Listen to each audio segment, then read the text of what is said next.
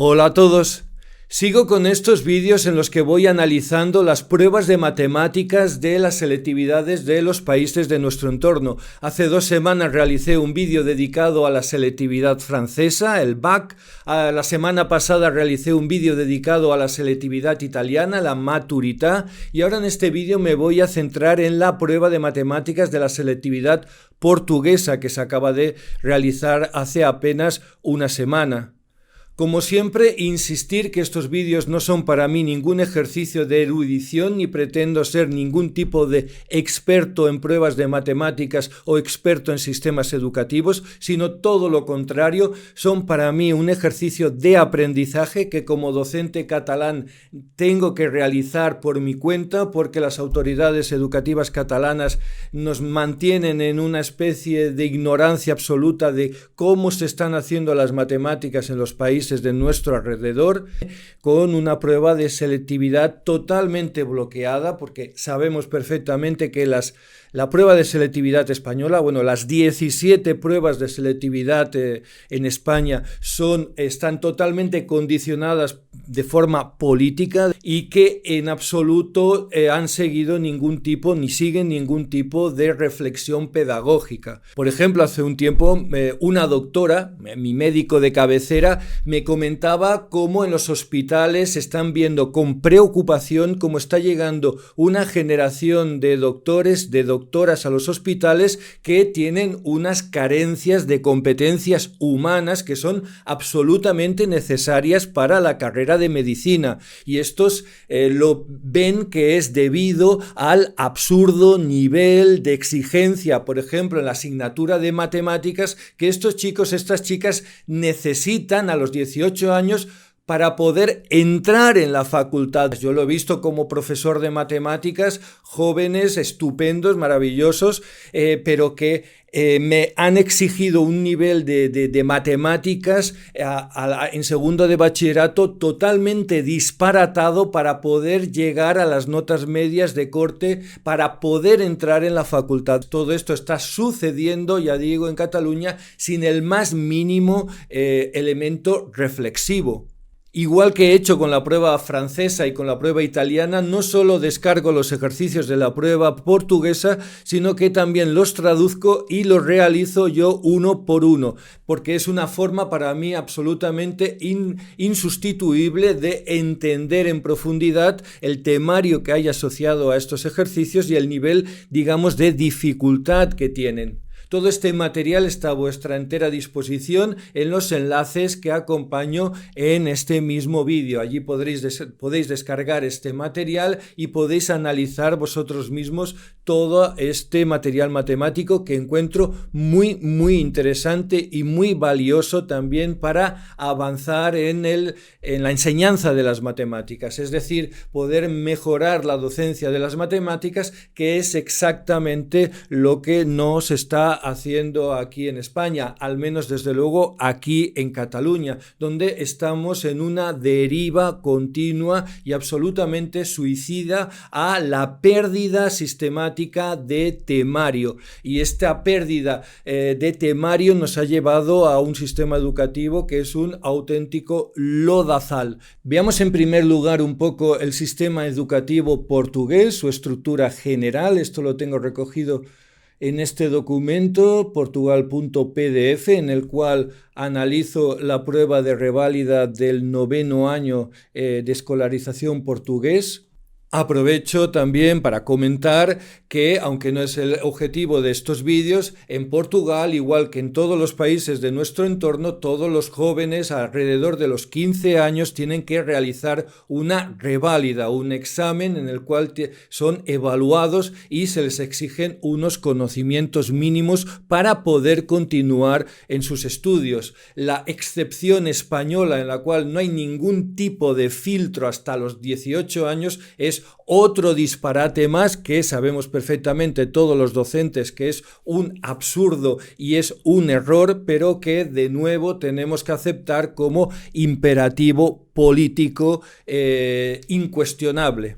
Aquí en este esquema podéis ver la estructura general del sistema educativo portugués, en el cual vemos que el bachillerato o la etapa que sería equivalente a nuestro bachillerato español consta de 3 años, mientras que en España ya sabéis que el bachillerato se ha reducido con el tiempo hasta llegar a esta mínima expresión de 2 miserables años. Y aquí vemos las tres, digamos, rutas, las tres, digamos, vías para aprender matemáticas. Tendríamos la matemática A, la matemática B y la matemática aplicada a las ciencias sociales. La matemática A sería la equivalente a nuestras matemáticas, digamos, del tecnológico, o las matemáticas 2, en la cual todos los jóvenes hacen matemáticas hasta el año 12, hasta el último año, y además podemos ver la enorme carga semanal de horas dedicadas a las matemáticas en esta modalidad. 5 horas a la semana, o llegando a las 6 horas a la semana en el equivalente a nuestro segundo de bachillerato, aunque hay que tener en cuenta que estas horas por semana no son, y esto es importante dejarlo claro, no son horas de tiempo de 60 minutos, sino que son sesiones que creo que rondan los 40 minutos y que cada instituto tiene de flexibilidad para agruparlas en bloques o para estructurarlas de la forma que crea conveniente. No son 6 horas de tiempo, ¿de acuerdo? Mientras que la vía de la matemática B, aquí tiene una característica muy interesante, y es que acaban en el año 11, es decir, los jóvenes en Portugal que hacen esta vía de la matemática B, una matemática mucho más básica, que sería el equivalente a nuestra matemática aplicada a las ciencias sociales aquí en España, ya no hacen matemáticas en el último año de escolarización, sino que la prueba, digamos, de selectividad, por llamarla de esta manera, de esta modalidad, la hacen en el equivalente a nuestro primero de bachillerato. Por último, hay este itinerario de matemáticas aplicadas a las ciencias sociales, que de nuevo no hay matemáticas en el equivalente al segundo de bachillerato, sino que acaban un año antes. Comentaros que de las 3 pruebas de selectividad que corresponden a cada uno de estos itinerarios, yo no he realizado la última, el examen de selectividad de la prueba de matemáticas aplicadas a las ciencias sociales, que lleva el código 835, porque tiene un temario muy, muy lejano al contexto matemático que yo estoy acostumbrado. Hay teoría de grafos en la cual yo estoy muy, muy verde,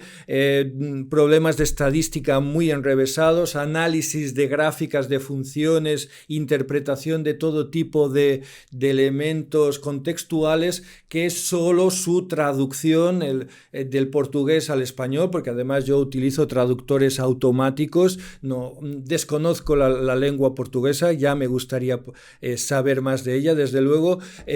Al final he preferido no tocar, no intentar hacer esta prueba. Vamos ya a comentar la prueba de matemáticas A, que sería la prueba correspondiente o equivalente a nuestro bachillerato tecnológico, matemáticas 2. Es una prueba que dura 180 minutos, 3 horas, de los cuales los primeros 150 minutos el alumno tiene totalmente prohibido abandonar el aula. La prueba consta de 18 preguntas, de las cuales hay 12 preguntas obligatorias, y el otro bloque de 6 preguntas solo tiene que responder a 3, es decir, de un bloque de 6 preguntas tiene 3 comodines y puede hacer las 6 o las que quiera, pero solo las 3 que hayan obtenido la puntuación más alta contribuyen al resultado final. Una cosa muy interesante de esta prueba es que también se pide o se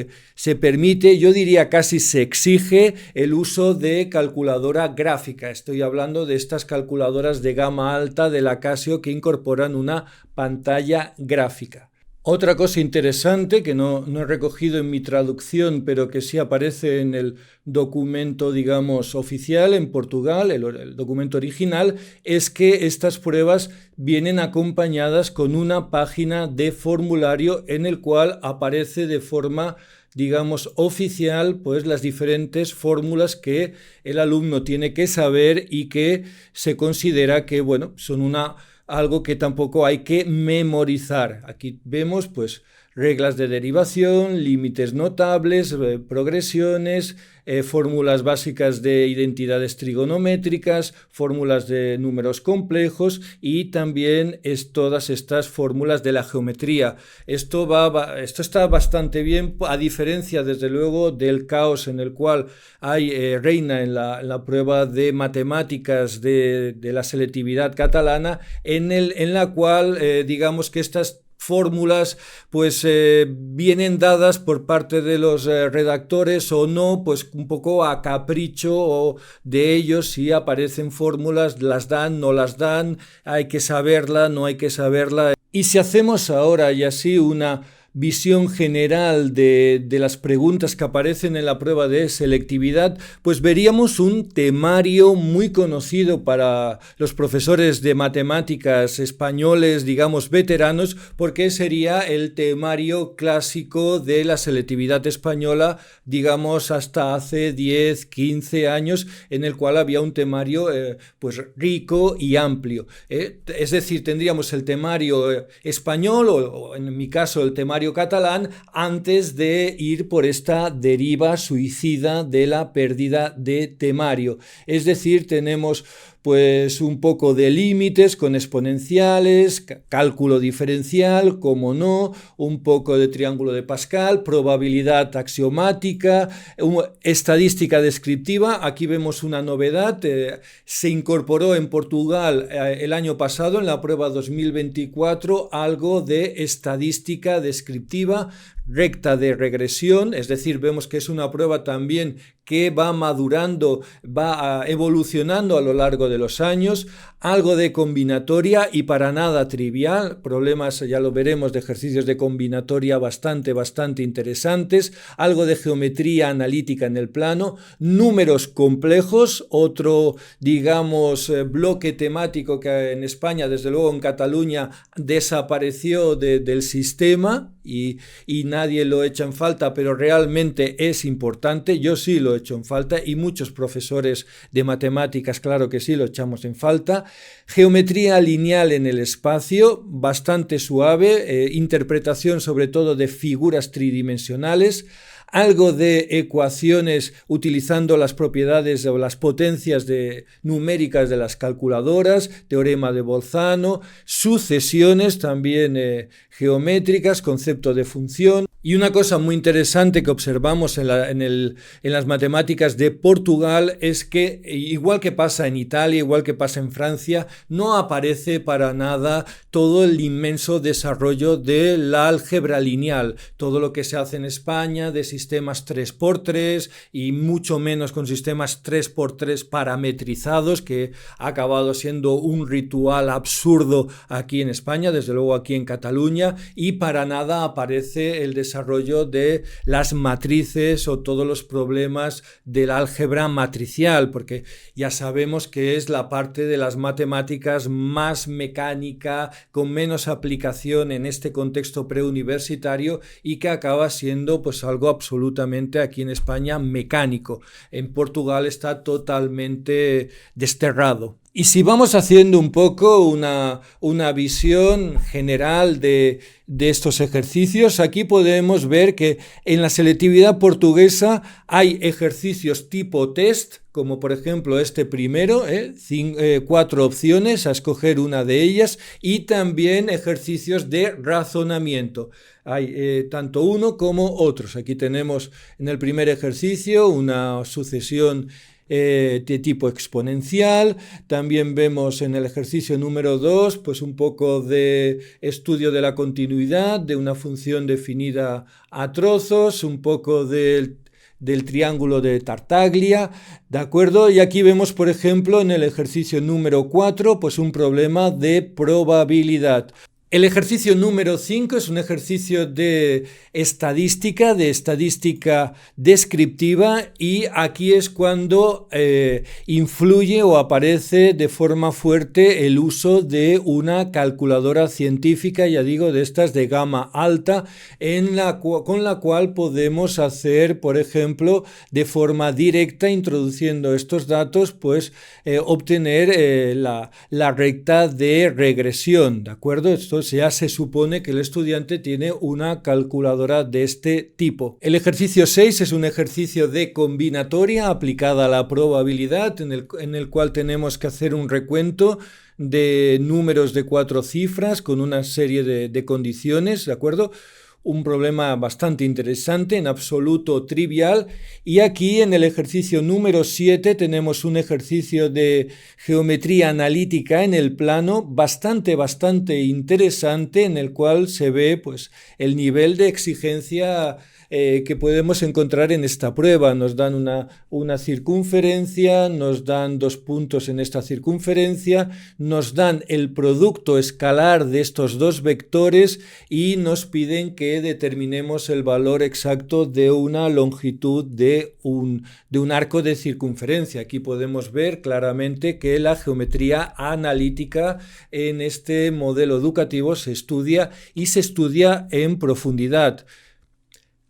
El ejercicio número 8 es un ejercicio de números complejos, de representación en el plano de números complejos. Nos dan un punto W y nos piden que determinemos, que escojamos de estas opciones cuál es el afijo del punto correspondiente al número complejo I por W elevado a la 3. Y el número 9 también es un ejercicio de números complejos, en el cual nos dan este número complejo, nos dan varios números complejos expresados de forma diferente, como exponencial, de forma binómica, y nos pide que determinemos un valor de K para el cual el valor de W es equidistante de estos 2 puntos. Aquí sería un problema muy interesante, porque también sería un problema de geometría analítica en el plano, ¿de acuerdo? En el ejercicio 10 es un ejercicio de geometría analítica en el espacio, geometría lineal, y aquí vemos el típico modelo de cómo se interpreta la geometría analítica en las pruebas de Portugal, que sobre todo lo que buscan, y para mí pienso que es muy interesante, es el análisis de figuras en el espacio. Nos dan una figura, en este caso un prisma triangular, nos dan una serie de informaciones sobre este prisma, unas ecuaciones, y nos piden una información sobre el resto de puntos. Es decir, que lo que se exige al estudiante es una interpretación de la idea de las figuras que aparecen en el espacio tridimensional, y no tanto memorizar todo un temario horrible de geometría lineal como se hace en Cataluña. El ejercicio número 11 nos presentan una función con exponencial y polinómica, y nos piden, utilizando la calculadora, que resolvamos algún tipo de ecuación que en principio no se podría resolver de forma, digamos, analítica con lápiz y papel, pero sí aprovechando las potencias de este tipo de calculadora, y además interpretando el resultado, no solo simplemente pidiéndole a la calculadora que lo resuelva, sino también interpretando este resultado en términos de gráficas que crecen, gráficas que decrecen, y punto de corte entre gráficas. En el ejercicio número 11, y de alguna manera también en los siguientes, observamos el tipo de problema o el tipo de contenido que se exige al alumno en el contexto del cálculo diferencial. Sobre todo lo que se le pide es que interprete correctamente el lenguaje de las funciones. Por ejemplo, en el ejercicio número 11 se le ofrece al alumno, se le presenta al estudiante, una función con exponencial y potencial, y se le pide que utilizando las herramientas numéricas de la calculadora que resuelva algún tipo de ecuación, pero que además presente los resultados, que justifique el resultado que da la calculadora, pues interpretando este problema en términos de gráficas que crecen, gráficas que decrecen, puntos de corte entre gráficas. O, por ejemplo, en el ejercicio número 12 se le presenta al alumno esta función de tipo exponencial y se le da todo tipo de información sobre puntos en la gráfica presentados de formas diversas, como puntos de corte, intersecciones, y se le pide al alumno que analice toda esta información para obtener, en este caso, el área de un trapecio. O que, en este caso, como por ejemplo en el ejercicio 12.2, que aplique el teorema de Bolzano para justificar que estas dos gráficas se cortan en un punto. En el ejercicio número 13, de nuevo, vemos que se presenta al alumno una función, se le da un tipo de información, en este caso una asíntota vertical, y se pide al alumno que justifique si es verdad o no que estas dos afirmaciones pueden ser ciertas o no, y por qué, que razone el por qué estas dos afirmaciones en este caso son falsas. ¿Por qué? Pues porque tiene que analizar, tiene que interpretar la información que se le da. En el ejercicio número 14 nos dan esta sucesión de figuras que vamos construyendo de esta manera a base de mordiscos, y nos informan cómo han sido construidas y nos piden que determinemos el perímetro de la figura que hace la número 20. Está claro que analizando estas figuras tenemos una sucesión de tipo geométrica que tenemos que determinar para poder aplicar la fórmula de la sucesión geométrica. Finalmente, en el ejercicio número 15 nos dan una función polinómica fuertemente parametrizada con A, B y C, y nos dicen que demostremos que si una recta corta esta función en dos puntos diferentes, sabiendo que pasa por el punto x igual a 0, estos dos puntos tienen abscisas simétricas. Y hasta aquí esta prueba de matemáticas A, el equivalente a la prueba de matemáticas del bachillerato científico-tecnológico o matemáticas 2 aquí en España. Una prueba de matemáticas con un temario muy amplio, una prueba de matemáticas muy equilibrada, una prueba de matemáticas muy competencial, entendida las competencias de forma natural, no totalmente endiablada como aquí en España, una prueba en la cual aparecen ejercicios de aplicación a la vida real, pero de forma sana, no de forma torticera, como se hace aquí en Cataluña, y una prueba que podría ser un referente, pienso, muy interesante para cómo tiene que ser una prueba de matemáticas, que de hecho sería la prueba que haríamos aquí en España toda la vida si no nos hubiéramos ido deslizando por esta vertiente suicida hacia la pérdida sistemática de temario, como hemos ido haciendo a lo largo de todos los años. Si ahora echamos un vistazo a la prueba de matemáticas B, la prueba que tiene por código 735, recordemos que es una prueba que se realiza un año antes, en el año número 11, sería al final del equivalente a nuestro primero de bachillerato. Es una prueba que también dura 3 horas, de los cuales los primeros 150 minutos el alumno no puede salir del aula, pero es una prueba más ligera, consta de 10 preguntas obligatorias y 4 preguntas de las cuales el alumno solo tiene que hacer 2, o mejor dicho, solo serán evaluadas las 2 preguntas que tengan mejor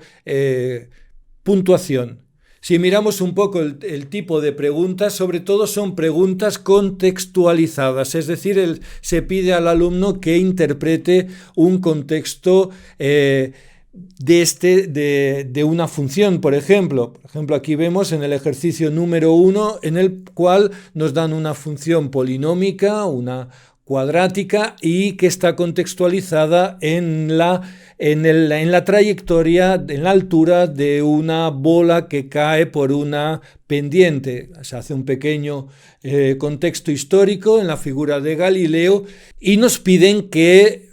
justifiquemos una serie de preguntas relacionadas con esta gráfica, que interpretemos el que se nos está diciendo y que tengamos claras las ideas de una gráfica, tanto desde el tipo visual como también un poco de trigonometría asociada. En el ejercicio número 2, de nuevo aparece un problema contextualizado en un castillo en el cual nos dan esta imagen, esta planta, y nos piden que determinemos el volumen de este castillo. Claramente tenemos que analizar esta figura que está compuesta por octógonos. Tenemos que tener en cuenta, tenemos que saber que un octágono es una figura que se puede descomponer en triángulos. Tenemos que interpretar estas medidas, tenemos que deducir las alturas y bases de estos triángulos para ir encontrando poco a poco pues todas las fórmulas del volumen para saber efectivamente pues cuál es el volumen de este castillo. Además, estas torres, si nos las dan dentro de un contexto de una geometría tridimensional, nos piden que deduzcamos cuál sería la ecuación del plano asociado a la base de este prisma. Aquí tendríamos un ejercicio de geometría analítica en el espacio, geometría lineal, pero muy sencillo, y sobre todo lo que nos piden es que tengamos claras las ideas de figura en el espacio, de coordenadas en el espacio. El ejercicio número 3 sería un ejercicio de estadística descriptiva en el cual pues piden al estudiante que conozca las ideas básicas de la estadística, mediana, moda, media aritmética, pero también que utilice la calculadora científica para obtener la recta de regresión lineal y a partir de ahí pues poder extrapolar, determinar valores que no aparecen en la tabla. El ejercicio número 4 sería un ejercicio bastante interesante de concepto de función y concepto de derivada o de tasa instantánea de cambio para interpretar si las afirmaciones que se hacen y las gráficas que nos ofrecen son coherentes o no, o son ciertas o no. Se exige al alumno que conozca, que entienda el concepto de derivada más allá de las típicas fórmulas mecánicas que se suelen dar. El ejercicio número 5 sería de nuevo ejercicio de estadística. Aquí hablan también de media, de moda, de mediana. Es tipo test, hay que elegir una respuesta. El ejercicio 5.2 es muy interesante porque es un ejercicio de probabilidad, pero que en absoluto es trivial y en absoluto, digamos, que se adapta a un típico y tópico modelo, como tantas veces pasa, de probabilidad condicional. Nos dan una situación en la cual nos dan una serie de información en este contexto y nos obligan a resolver el problema de probabilidad interpretando toda esta información que nos ofrecen. Es un ejercicio que exige al estudiante tener muy claros los conceptos de la probabilidad condicionada. En el ejercicio número 6, de nuevo, tenemos una función, esta vez una polinómica de grado 3, contextualizada en el estudio de la humedad relativa en un museo, y nos hacen una serie de preguntas en las cuales tenemos que saber determinar desigualdades a través de la gráfica, en qué momento está por encima o por debajo del 30%. Tendríamos un problema, digamos, de precálculos bastante interesante. En este ejercicio es interesante ver cómo aparece una ecuación de tercer grado que el estudiante resuelve a través de la calculadora. Aparecen los 3 valores determinados de forma numérica, pero que se pide al estudiante que interprete estos 3 valores, que haga un análisis del resultado cuando está por encima o por debajo del número 30, es decir, que por un lado utilice la calculadora gráfica de forma potente para determinar estas soluciones, pero también que interprete las soluciones que ofrece la calculadora para que se le pide una comprensión de estos resultados. En el ejercicio número 7 es un ejercicio de una figura rectangular, nos dan el área y nos piden que justifiquemos el área que tienen unas representaciones a escala de esta figura. Cuando nos dan el área, con lo cual exige al estudiante que tenga muy claras las ideas de la semejanza de figuras y la razón de proporcionalidad de esta semejanza, pero con las áreas. Es un ejercicio muy interesante de competencias básicas relacionadas con las medidas geométricas. Y finalmente, en el ejercicio 9 nos presentan esta sucesión de figuras, el copo de nieve, bastante conocido, como excusa para estudiar una sucesión de tipo geométrico y por lo tanto poder ir obteniendo los valores, el perímetro de esta figura hasta el paso número 8. Y hasta aquí el análisis de estas 2 pruebas de matemáticas. Hay una tercera vía, una tercera modalidad que en Portugal se llama Matemáticas aplicadas a las ciencias sociales, la prueba 835, pero que ya digo, no la he resuelto porque es un temario que está muy alejado del temario que yo conozco. Hay teoría de grafos, hay también varias cosas bastante para mí extrañas y sobre todo implica un análisis de texto, una comprensión de texto, un análisis de todo tipo de gráfico estadístico, de presentación de la información de tantísimos puntos de vista, muy interesantes, pero que ya digo sobrepasa el tiempo que tengo disponible. Conclusiones, pues tenemos que en Portugal, igual que en cualquier otro país de nuestro entorno, se toman muy en serio la formación matemática de los estudiantes en la etapa preuniversitaria, se toma muy en serio el currículum, el temario, y esto nos lleva a unas pruebas muy serias, muy rigurosas, muy bien estructuradas, que es exactamente todo lo que tanto echamos en falta aquí en España. Desde luego aquí en Cataluña. Gracias por vuestro tiempo y hasta la próxima.